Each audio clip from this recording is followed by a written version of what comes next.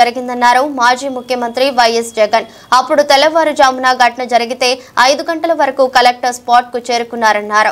కోటి రూపాయలు పరిహారం ఇచ్చిన తొలి ప్రభుత్వం తమదే అన్నారు జగన్. అయితే అచ్యుతాపురం ఘటనలో ప్రభుత్వం నిర్లక్ష్యంగా వ్యవహరించిందన్నారు. ప్రభుత్వం స్పందించిన తీరు బాధ కలిగిస్తుందన్నారు. బాధితులకు వెంటనే వైద్యం అందేలన్నారు. ఘటనా స్థలానికి కలెక్టర్లు అధికారులు ఎవరూ వెళ్లలేదన్నారు. మా హయాంలోనే ప్రాపర్ ప్రోటోకాల్ తీసుకొచ్చామన్నారు జగన్. కనీసం అంబులెన్స్ కూడా పంపించలేదన్నారు. కంపెనీ బస్సుల్లోనే బాధితుల్ని ఆసుపత్రికి తరలించారని ఆరోపించారు.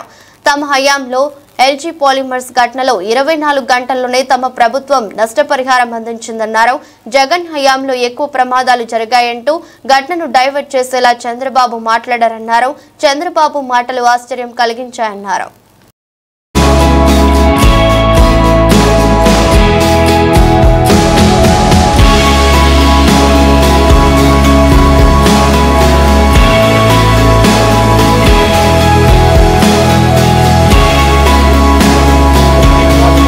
ఘటన జరిగింది.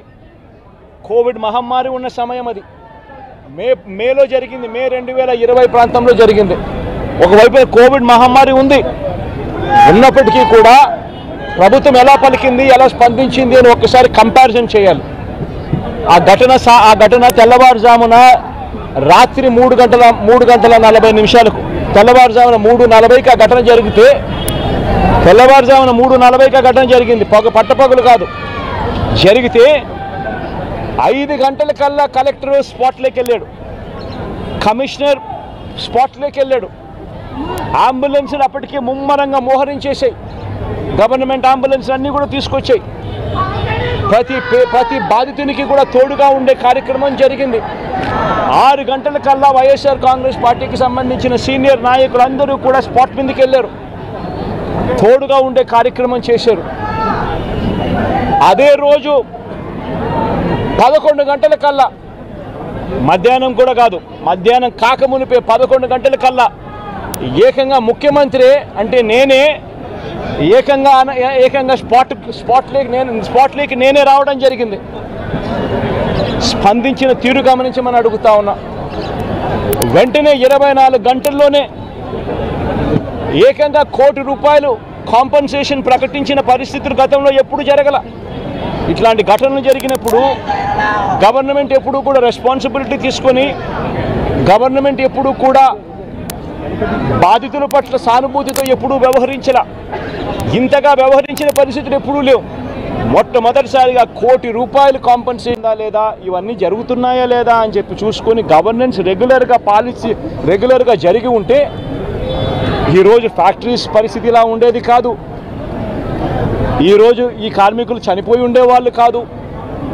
ఈరోజు స్కూళ్ళు బాగుపడి ఉండేటివి. ఇంగ్లీష్ మీడియం టోఫుల్ 3వ తరగతిలోనే టోఫుల్ పీరియడ్ తీసి ఉండేవాళ్ళు కాదు. నాడు నేడు కొనసాగుండేది. గోరుముద్ద కార్యక్రమం బాగా జరుగుతూ ఉండేది. ఇవన్నీ కూడా జరుగుతూ ఉండేటివి.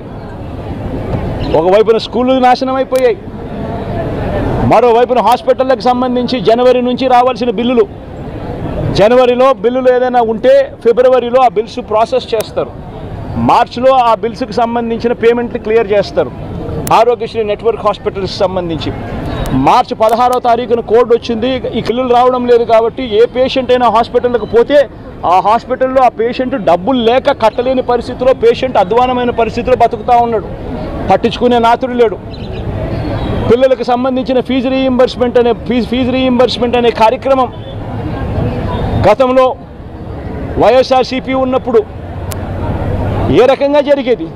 ప్రతి 3 నెలలకు ఒకసారి, ప్రతి త్రైమాసికం అయిపోయిన వెంటనే ఫీజు రీయింబర్స్మెంట్ కింద విద్యా దీవెన అన్నది ఆ తల్లుల ఖాతాల్లోకి జమ అయ్యేది.